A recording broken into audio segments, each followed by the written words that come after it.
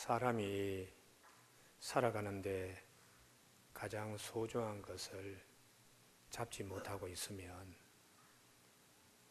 가짜를 잡고 사는 겁니다. 세월을 빗대어서 흘러가는 강물과 같다고 얘기를 하는데, 강에는 흘러가고 없어지고 사라지는 강물이 강의 주인이 아닙니다.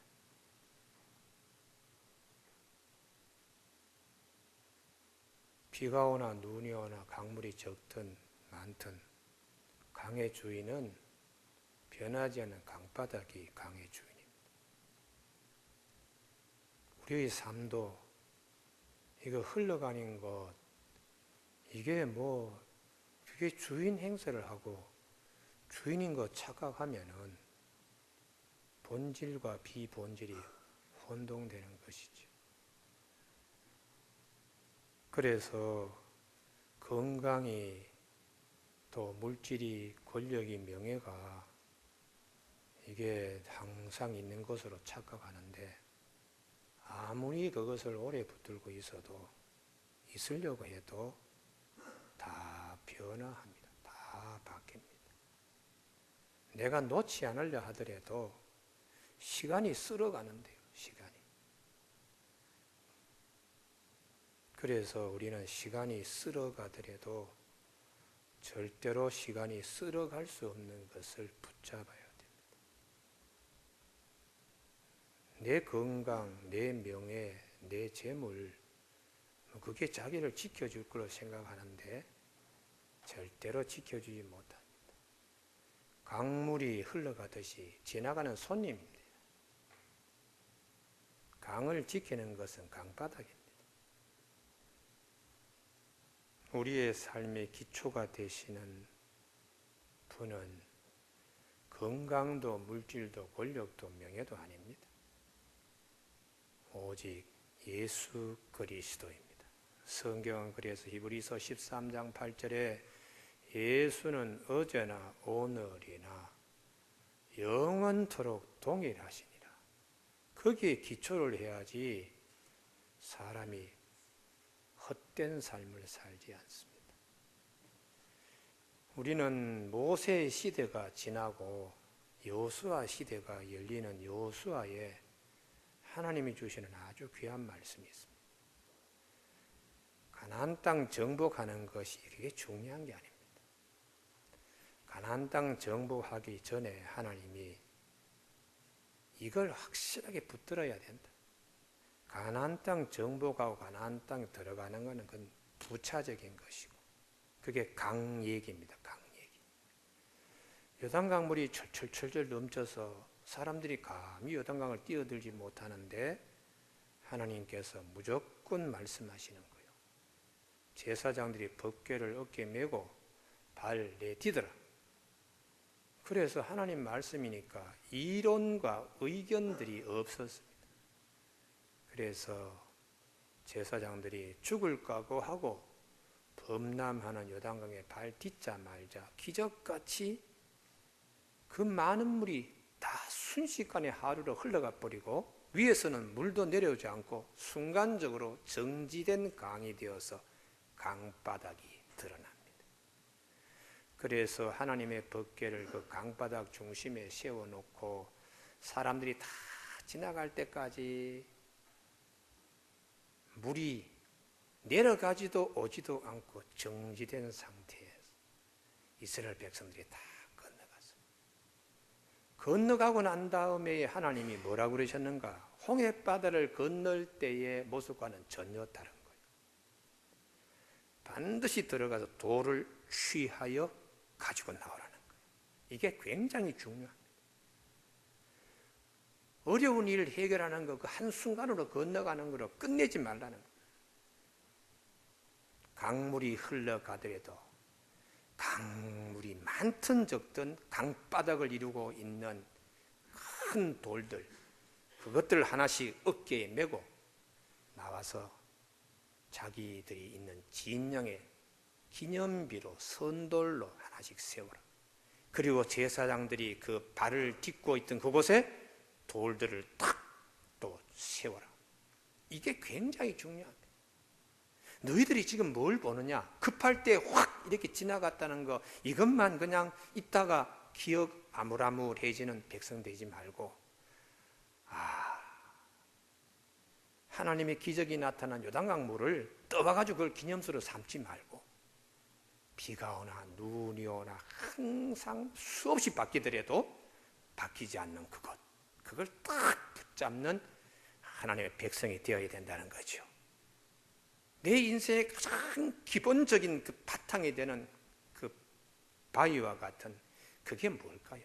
나중에 다윗이 주는 나의 반석이시오 라고 고백했습니다. 히브리서 기자가 예수는 어제나 오늘이나 영원토록 동일하시니라 이렇게 고백하는 고백 언어로 바뀌게 되었습니다. 이스라엘 백성들이 그 돌을 탁 붙들어 가지고 세우고 그것을 아주 세운 이유는 후손들이 이것을 기억하게 하라 말씀을 다하여 주셨어요. 오늘 우리가 봅니다. 금년 한 해도 365일이 지나갑니다. 손님처럼 다 왔다가 그냥 가는 거예요. 그래도 내 삶의 가장 중요한 마음 깊은 곳에 박힌 돌이 무엇인가? 이게 분명치 않으면 그냥 구경꾼의 삶, 인생을 덧없이 그냥 자기 삶이 아닌 것처럼 사는 사람이 되고 말이에요. 야, 내가 헛살았는데, 아니 나이가 60이 되어서 그 소리 나오면 60년 헛산 사람이니까 앞으로 30년도 뭐 헛살게 되어 있습니다. 우리는 손님 같은 강물을 하나님이 떠봐가지고 보관하라 소리 하지 않고 주인이 되는 반석이신 그분을 모시고 잘 기념하고 후손들이 이 돌이 뭐냐? 하나님의 기적의 역사가 우리가 어려울 때에 그분은 우리를 향하여 절대로 버리지 아니하시는 하나님이시고 하는 고백을 우리 후손들이 갖게 되어야. 그 다음에 이제 들어가서 땅도 전쟁에서 성도 빼앗고 뭐 땅도 논아갖고 합니다만 그게 중요한 게 아니요. 땅 논아갖고 전쟁에 승리했지만 하나님이 나의 반석이시오, 주님이 나의 영원하신 분이라는 고백이 없으면은 받은 땅에서 다른 우상들 대도 놓고 영적으로 영 삐뚤어진 생활을 해서 바벨론 포로로 잡혀가잖아요. 금년 한 해에 우리 교우들은 본질적인 것을 확실히 붙들기를 바랍니다. 할렐루야. 여기서 힘은 여기서 나오거든요. 여기서 힘은 여기서 나오지 비본질적인 것에서는 힘이 절대로 나오지 않습니다. 오늘 예배 참석하면서 하나님, 나의 영원한 반석이신 주님만이 내 중심에 있게 하여 주시옵소서. 내가 그분을 보다듬고 우리의 장막을 세우겠습니다. 할렐루야. 우리의 가문을 세우겠습니다. 이런 결단들이 있어야 됩니다. 오늘 본문 말씀은 예레미야가 와, 나라가 망했구나 하고 부른 노래입니다. 애가라고요. 옛날에 우리나라도 나라가 일제에 강제 병합되었을 때 을사늑탈 조약을 체결했을 때에 장지연이라고 하는 사람의 시리아 방성대곡이라고 했잖아요. 똑같은 겁니다. 예레미야가 이 날이 목 놓아 내가 운다, 그런 책이 예레미야 애가입니다. 그 예레미야가 왜 그렇게 막 울음을 터뜨리고 있는가? 세 가지 잃어버리기 때문입니다. 첫 번째는 사랑하는, 가장 자랑하는 예루살렘 성이 파괴되었습니다. 어릴 때에 쭉 쳐다보면 예루살렘 성이 멀리서 보더라도 늘 자랑스러웠던 예루살렘 성이 바벨론 군인들이 들어와서 허물어내고, 두 번째는 늘 자랑하던 솔로몬 성전이 다 불에 타버리고, 세 번째는 어르신네 편안히 지내셨습니까? 어디를 가십니까? 베들레헴에 양을 가지러 가신다고요? 이렇게 말하던 이웃들이 다 흩어지고 포로로 잡혀갔어요. 이 세 가지 잃어버린 것 때문에 눈에 피눈물 흘리면서 지금 노래 부르고 있습니다. 그러면서 그때 내가 말하지 아니했습니까? 차라리 비둘기파로 우리가 결정을 하자. 매파, 우리가 절대로 바벨론과 군대와 싸워서 항복할 수 없어, 죽으면 죽었지, 이런 주전파의 강경론이 아니고, 내가 그때 분명히 얘기했습니다. 이렇게 엄청난 피해가 올 줄 알고 차라리 백기투항을 해서 성이라도 성전에다 건지고 백성들이 눈알이 빠지고 피를 이렇게 맛보지 않게 그냥 끌려가더라도 끌려가는 비둘기파 주장을 제가 하지 않았습니까? 그러면 하나님이 70년의 시련기를 통해서 다시 이 땅에 하나님이 보내신다는 말씀을 제가 했는데도 백성들이 야, 너는 매국노구나, 어떻게 싸움도 하지 말고 백기투항하자 그러냐 하고 예레미야의 말을 무시한 결과 이스라엘 성도, 예루살렘 성도, 예루살렘 성전도 다 무너지고, 그리고 백성들은 끌려가고 임금은 눈알이 뽑혀서 쇠사슬에 묶여가게 되는 현장 속에서 예레미야가 노래 부르고 있습니다. 하나님, 다 이렇게 흘러가네요. 아픔도 흘러가고 고통도 흘러가고 내 앞에 있습니다. 그러나 하나님, 이것만은 내가 놓칠 수 없습니다. 그것이 오늘 22절의 말씀입니다.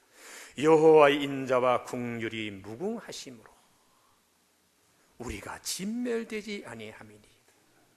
하나님의 언약적 사랑은 절대로 바뀌지 않습니다. 할렐루야. 이걸 바라보는 예레미야의 믿음이 힘차게 솟아나는 겁니다. 오늘 우리가 3부 예배 참석한 교우들에게 예레미야 이 믿음의 옷을 우리 함께 입을 수 있는 시간이 되기를 바랍니다. 이게 대단히 중요합니다. 그래서 시편 30편 4절에 주의 성도들아 여호와를 찬송하며 그의 거룩함을 기억하며 감사하라. 그의 노염은 잠깐이요 그의 은총은 평생이로다. 저녁에는 울음이 깃들지라도 아침에는 기쁨이 오리로다. 이렇게 노래 부르고 있습니다. 우리 한국 사람들 대개 모이면 뭐 80% 90%는 건강 얘기입니다. 건강 얘기. 예전에는 뭐 나이 드신 분이 건강인데 요즘은 젊은 사람들이 더 얘기합니다. 그렇죠. 건강 무너지면 다 무너지죠. 이시영 박사, 우리 국민의사라고 하는 이시영 박사가 이런 얘기합니다. 우리나라에 죽음의 삼중주 병이 있다. 그 첫 번째가 암이고, 두 번째가 고혈압이고, 세 번째가 당뇨병인데, 불행하게도 이 죽음의 삼중주 병 이외에 최근에 두 가지가 더 붙었는데 그게 5대 질병이 됐다. 그 두 가지가 간 그리고 대사증후군. 배 불룩 나와가지고 그냥 숨도 거세게 몰아붙이는 거. 이거는 암과 똑같은 병이라는 거예요. 그 중에 이분이 이런 얘기부터 먼저 합니다. 세계에서 간을 제일 잘 고치는 국가의 의사는 대한민국이라. 왜 대한민국의 의사, 세계적인 간 수술하는 최고의 권위자가 많이 해봤기 때문에. 현대 아산병원에 2,000건 이상 간 이식 수술을 했습니다. 이건 OECD 국가 가운데 한 병원에서 2,000명 이상 간 이식한 나라는 앞으로도 없을 겁니다. 아산병원만 그렇게 2,000명 간 이식 했겠습니까? 삼성병원도, 서울대학병원도, 우리 가까이 있는 아주대학병원도. 그런데 왜 갑자기 이렇게 간들이 상하는가? 생활 습관에서 잘못되었기 때문에 오는 생활 습관병이라는 거예요. 우리가 조심해야 될 것은 나도 모르게 찾아오는 생활 습관병에서 자유로워야 됩니다. 고지혈증, 이것도 생활 습관병입니다. 혈관의 20%만 살아있어도 정상적인 활동을 하니까 80%가 막혀있는데도 본인은 건강한 것으로 착각하고 있습니다. 그래서 기름진 음식 마음대로 먹고, 누가 뭐 하지 말라는 담배도 피우고 술도 마시고 폭식도 하고, 밥만 먹으면 자니까 혈관이 그냥 움직이지 못하니까 자꾸 쌓이는 거예요. 노폐물로. 20% 혈관인데 본인은 건강한 줄 알고 동창회 갔다가 막 뛰다가 100m 달리기 뛰지 못하고 심장마비로 죽는 그래서 한국의 40대의 사망률이 세계에서 제일 근년에 높다는 것입니다. 40대 오늘 3부 예배 잘 귀담아 들으시기 바랍니다. 40대가 되면 죽을 사자에 40대가 되는데 우선 40이 되면 20, 30대와 다르게 몸의 면역 체계가 점점 약화되는 방어 체계가 무너진다는 거예요. 그리고 또 하나는 회사에 가면은 20, 30대에 머리 반짝반짝한 후배들이 치고 올라오죠. 위에 50대, 60대는 폼을 탁 잡고 권위로 잡고 있으니까 중간에 샌드위치 되어서 회사에 가서 밑에서 치고 위에서 압력받고 40대가 지금 죽을 맛이. 그래서 받은 스트레스에 퇴근할 때 그냥 막 마십니다. 막 먹습니다. 그리고 집에 오면은 가정의 가장으로서 큰 일들이 그냥 물밀듯이 찾아오니까 밤잠도 자지 못합니다. 이래서 40대가 한국의 40대가 세계 최고의 사망률을 가져온 동년배의 한국의 여성의 40대의 사망률이 3배라는 것이 3배. 참 비극적인 통계입니다. 거기에 비해서 일본은 굉장히 예전부터 관리를 잘했다는 거예요. 그 중에 대표적으로 일본이 자랑하는 세계적인 장수의사, 백세의사 히노하라 박사가 뭐라고 일본인들에게 얘기했는가 하면, 여러분 우리가 사는 데는 2가지 유전인자로 삽니다. 첫 번째 제1유전인자, 태어날 때부터 받던 유전인자는 40세까지로만 삽니다. 나머지 제2유전인자가 있는데 그것은 40 이후부터 생활 습관에 의해서 좋은 건강 습관에 의해서 나머지 40년을 산다는 것이. 그런데 이 40대부터 제2유전인자를 내가 만들려고 좋은 생활을 하려고 늦어서 안 된다는 거예요. 40대부터 이게 관리가 되려고 그러면 20대, 30대부터 좋은 생활 습관을 가져야 40대에 이게 얻어져서 나머지 40년을 건강하게 살 수 있다는 것이 일본 의사의 얘기입니다. 우리 신앙생활도 마찬가지입니다. 어떤 신앙생활 습관화되어 있는가, 그거 가지고 모든 것이 결정됩니다. 세월이 흘러가더라도 변하지 않는 것을 붙잡는 신앙생활력. 할렐루야. 이게 우리의 삶의 핵심이 되어야 돼요. 성경은 우리에게 말씀합니다. 네 영혼이 잘된 같이 범사에 잘되고 강건하라. 신앙생활 잘해야 나머지도 잘할 수 있다. 성경은 그렇게 말씀하고 있습니다. 오늘 본문 말씀을 통해서 하나님이 우리에게 변하지 않는 말씀이 있는데요. 첫 번째, 어려울 때 내 편을 보지 말고 하나님 편을 봐라. 오늘 그 말씀입니다. 19절에서 22절까지. 내 고초와 재난 고쑥과 담즙을 기억하소서. 눈앞에 펼쳐져 있는 것은 피눈물 나는 광경입니다. 성도 무너지고 성전도 불타버리고 그렇게 많이 알던 친지 친척들이 다 그냥 포로로 잡혀가고, 내 마음이 이것을 보면 날마다 그냥 낙심이 됩니다. 근데 이것을 내 마음에 담아둔 이것은 곧 뒤에 나오는 22절인데요. 여호와의 인자와 국률이 무궁하심으로 우리가 진멸되지 아니합니다 하는 생각을 내가 마음에 가지면 오히려 소망이 된다는 것이죠. 할렐루야. 그래서 어려울 때 내 편을 보지 말고 하나님 편을 봐라. 이렇게 오늘 말씀을 하는 거예요. 오늘 3부 예배 참석한 교우들 가운데 문제 없는 사람이 어디 있겠어요? 내 문제가 없으면 내 자식에게 문제가 있고, 자식에게 문제가 없으면 우리 가까운 친척 누구에게 또 문제가 있고, 뭐 내 문제가 없는 사람이 어디 있겠습니까? 그럴 때마다 하나님 편을 바라보면서 소망을 갖기를 바랍니다. 성경 말씀입니다. 성경 말씀. 우리 교회 이 성전 개발되기 전에 터밭이 많았습니다. 솔직하게 말하면 그때가 더 좋았습니다. 지금 개발되기 전 그림 같은 동네의 교회였어요. 그런데 교회 주변에 농사 짓는 사람이 해바라기를 심는 가정들이 있었습니다.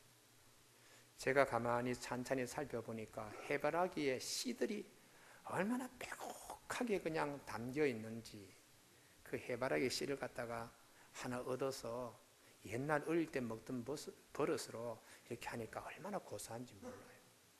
여러분, 해바라기의 특성은요, 항상 해를 바라보면서 움직입니다. 그렇기 때문에 해바라기 씨는 많습니다. 이게 하나님 편을 바라볼 때 하나님이 은혜 주시는 것입니다.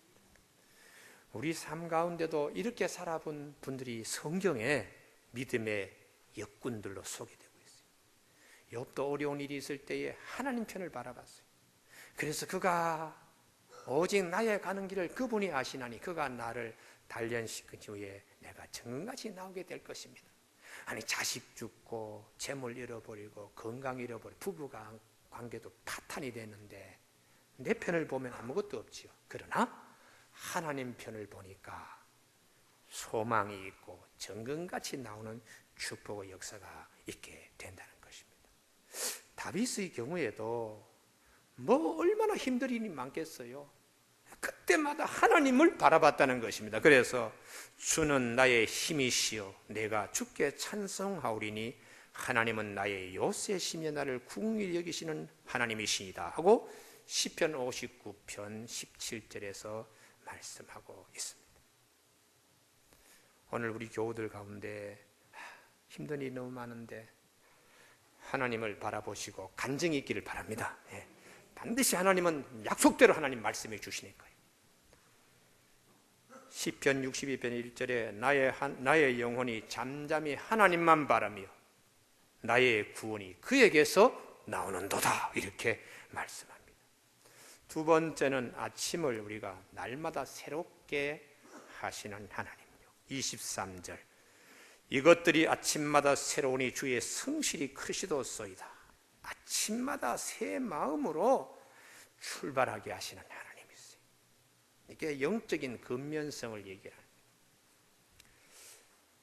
한 5년 전인가요? 2009년도 세계 금융위기가 왔을 때에 유럽이 아주 직격탄을 맞았어요. 그 중에 이태리, 그리스, 우리가 잘 아는 뭐 로마 문화, 그리스 문화 이런 나라들이 과거에 스페인, 얼마나 뭐 전 세계 식민지라 이런 나라들이 1차적으로 금융위기에 딱 걸려가지고 국가 부도난다고 흔들흔들 했습니다. 그 이유가 어디 있는가? 근면하지 못했기 때문에. 스페인은 늘 그냥 뭐 남 해놓은 것 같이 전쟁에서 뺏어오는 일만 했지 본인 스스로 막 개발한다든지 이런 걸 못하는 겁니다. 그리스도 조상 때 만들어놓은 관광자원, 이태리도 조상 때 만드는 관광자원으로 그냥 앉아서도 돈이 들어오니까 근면성이 국민들에게 없어요. 그러니 막상 어려운 일이 딱 닥쳤을 때에 해결할 방법이 없으니까 스페인 같은 경우는 지방정부 하나가 한 해 예산 전체를 동원해서 복권을 샀습니다. 이게 있을 수 있는 얘기입니까? 스페인 중부의 도시 카카벨로스라고 하는 도시인데 이 지방 도시는 아예 자신이 없으니까 예산 전체를 유럽 복권을 사가지고 해결하겠다고. 이만큼 되는 나라니까 그 주변 여러 지역도 마찬가지입니다. 어떤 지방정부 남부의 도시 헤레스는 경찰차 구입할 비용이 없으니까 범죄 때 뺏어놓은 그 범죄인의 차를 증거 보존물로 갖고 있는데 급하니까 그걸 개조해서 경찰차로 쓴 도시도 있고요. 또 어떤 도시는 서부 펠레아스 데아바호라는 이 지역은 이 지역의 주민이 500년 동안의 빚을 다 갚아야 할 정도로 빚만 잔뜩 지고 그냥 사는 지방정부입니다. 그래서 중앙정부가 우리도 감당이 어렵다, 너희들끼리 알아서 해결하라 하고 내팽개쳐 두니까 이 스페인이 그냥 막 흔들리는 거예요. 흔들리는. 그럴 때에 유일하게 전 유럽이 한 나라를 바라봤습니다. 이 위기를 당신 나라가 좀 해결해 주시오. 그게 독일입니다. 독일은 2차 세계대전에 패전한 나라이고 동독과 통일하면서 엄청난 통일 비용을 지불했지만은 위기를 당해서 더 열심히 독일 국민은 일했어요. 더 열심히 준비하고. 그래서 체질이 강하게 되니까 유럽이 흔들릴 때에 조상들이 잘 만들어놓은 문화를 관광 상품으로 팔고 일은 하지 않고 관광 수입으로 국가의 재정을 채우겠다는 나라들은 흔들릴 때에 독일은 견고하게 섰습니다. 또 한 나라가 있는데 스위스입니다. 스위스는 나라에 자본들이 없으니까 소목의 종을 하나 만드는 것도 300년, 200년 가업으로 쭉 이어져 갈 수 있도록 어릴 때부터 애들을 근면하게 열심히 손재주 있도록 이렇게 훈련시킨 거예요. 그러니까 그 작은 스위스도 절대로 흔들리지 않았습니다. 여러분, 어려울 때일수록 더 성실하고 더 근면하는 아침이 되기를 바랍니다. 할렐루야. 그렇게 해야지 하나님이 영감을 주시는 거예요. 하나님 편을 바라면 하나님 영감 주시옵소서. 아침에 일어나서 기도도 하고 하나님 가슴에 와서 울부짖으면서 씨도 뿌리고 이렇게 하면 하나님이 영감을 주시는 거예요. 영감. 제가 송구 영신 예배 때도 말씀을 드렸는데 아브라함이 아침에 일찍 일어나서 이삭을 번제물로 드리러 가려고 했더니 하나님께서 수양을 대신 잡게 이렇게 하셨어요. 그래서 여호와 이레라고 그랬습니다. 아침에 일찍 일어나면 하나님의 여호와 이레의 축복이 있는 것입니다. 다윗의 경우에도 아버지가 형들이 전쟁하는 것 좀 다녀오너라 그럴 때에 아침에 일찍 일어나서 자기 양들을 양 지키는 자에게 맡기고 갔더니 골리앗과의 싸움에서 돌 하나로 이기게 하시는 하나님의 역사를 경험하게 되는 거예요. 성경의 전체적인 영맥은 어려움이 있을 때에 오히려 더 영적으로 부지런해라. 할렐루야. 이게 아침마다 나를 깨우는 하나님의 역사라는 것이죠. 이것이 있기 때문에 주의 백성들은 어려울 때 더 다른 삶을 살게 됩니다. 여행을 바란다든지 그런 게 아니라 하나님을 바라보면서 더 성실하고 주의 성실, 주의 그 열심. 이사야 33장 2절 여호와여 우리에게 은혜를 베푸소서. 우리가 주를 앙망하오니 주는 아침마다 우리의 팔이 되시며 환난 때에 우리를 도우시는 하나님. 마지막 세 번째에 25절 26절인데요 끝까지 소망을 갖게 하시는 하나님이십니다. 기다리는 자들에게나 구하는 영혼들에게 여호와는 선하시도다. 사람이 여호와의 구원을 바라고 잠잠히 기다림이 좋도다.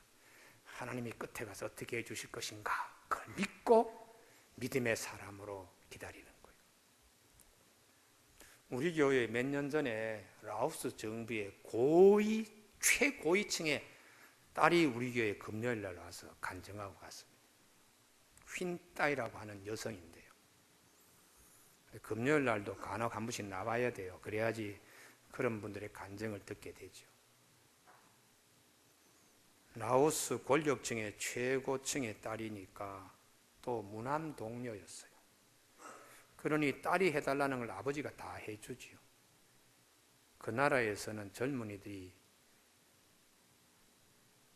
좋은 오토바이를 타고 마음대로 속력을 밟고 다니는 걸 최고의 부잣집 권력층의 자녀라고 행세하는 겁니다.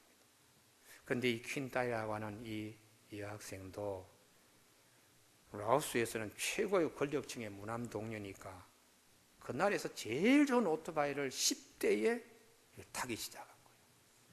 그래서 뭐 굉음을 내고 시속 120km를 막 달리고 그러는 어느 날 가로수에 탁 부딪혀가지고 오토바이는 오토바이대로 풍지박산나고 본인은 거의 2달 이상 의식불명 상태로 식물인간이 된 거예요. 얼마나 기가 막히겠어요?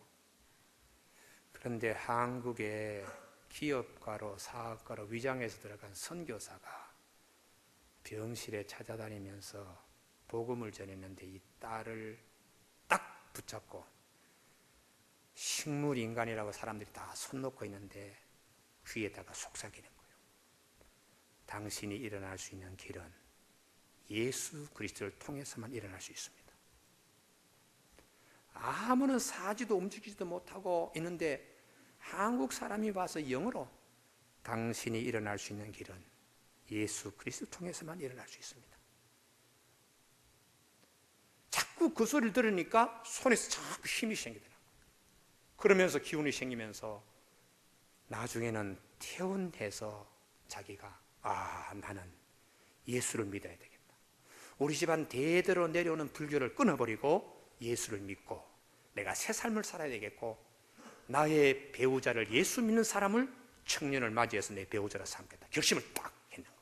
그래서 라오스 우리 한인 기업가들이 모이는 한인 교회에 부모님 모르게 출석하고 부모님한테 한국 청년에게 장가하겠다고 라오스 한인 교회에 딱 갔더니 어느 청년이 제일 신앙 좋은가 찾으니까 딱 눈에 비쳐서 그 청년하고 결혼하겠다고 해서 부모님한테 허락을 받으려고 그러면 부모님이 극구 말리는 겁니다. 라오스에서도 앞으로 얼마나 참 좋은 길이 훤한 청년들이 많은데 왜 한국 청년에게 시집 가려고 그러고 불교를 버리고 기독교를 개정하려고 그러냐고. 그래도 본인이 죽을 자리에서 일어난 체험을 했기 때문에 예수 믿는 한국 청년. 그런데 한국 청년 누가 믿음 좋은가 하고 보니까 한 청년이 마음에 들어서 사랑을 나누고 결혼까지 하게 되어서 한국에 왔는데 이 청년이 라오스 때와는 너무 다른 거예요. 한국에 들어와서 신앙이 흐물흐물 흔들리는 겁니다. 거기다가 부모님이 아주 저 월남 차이나 반도에서 온 며느리라고 무시하는 거예요. 그 나라에서는 최고의 권력자의 딸이요 최고 학부를 나온 여성인데도 한국 시아버지 시어머니가 아주 눈아래를 보는 거예요. 그러니 집안에서 갈등이 일어납니다. 남편은 중간에 끼어서 나도 모르겠다고 필리핀으로 도망가 버리고 시부모 두 분 밑에서 시집살이 하는데 이게 보통 힘든 게 아니어서 결국은 2년 만에 이혼 도장을 찍은 거예요. 고국에 있는 아버지 엄마는 모르지요. 한국 가서 잘 사는 줄 알았는데 아무도 모르는 거예요. 이 쿤타이 이 여성의 마음은요. 그래서 하나님 내가 죽을 자리에서 나를 구원하여 주신 예수님 내가 지금 어떻게 해야 되겠습니까? 강남 금식기도원 가서 금식을 작정했습니다. 첫날 일생 울었던 눈물 이상으로 첫날 눈물바가지로 기도하고 그래도 하나님 응답 없고 둘째 날 그렇게 울어도 목이 터지고 피가 맺히도록 울어도 하나님 아무 말씀 없고 3일날 이제는 기도할 힘조차 없어서 신음하면서 기도하는데 하나님의 음성이 따라 그래도 나는 너를 사랑한다 이 음성을 탁 들은 거예요. 그리고는 하산해서 그래 내가 그렇게 믿었던 남편이 나를 버려도 시부모가 나를 이렇게 무시하고 내가 이혼녀가 되더라도 고국의 아버지 어머니가 내 형편을 몰라도 하나님은 나를 아시고 나는 너를 사랑한다 이 음성 들었으면 됐다. 내려와서 우리 신학교에 신대원 대학원 공부를 하게 되었습니다. 그러면서 라오스 정부의 관리들이 그 서기장 아무개 서기장의 딸이 한국의 최초의 라오스 국민으로서는 국적을 얻은 자라 그러는데 그분을 찾아가면 통역도 부탁하고 뭐 이렇게 하면 되겠네. 그래서 그분들을 안내하고 한국의 고위 정부의 관료들하고 연결시켜주고 새마을운동본부에 관련되어서 더 큰 일을 하게 되었다고.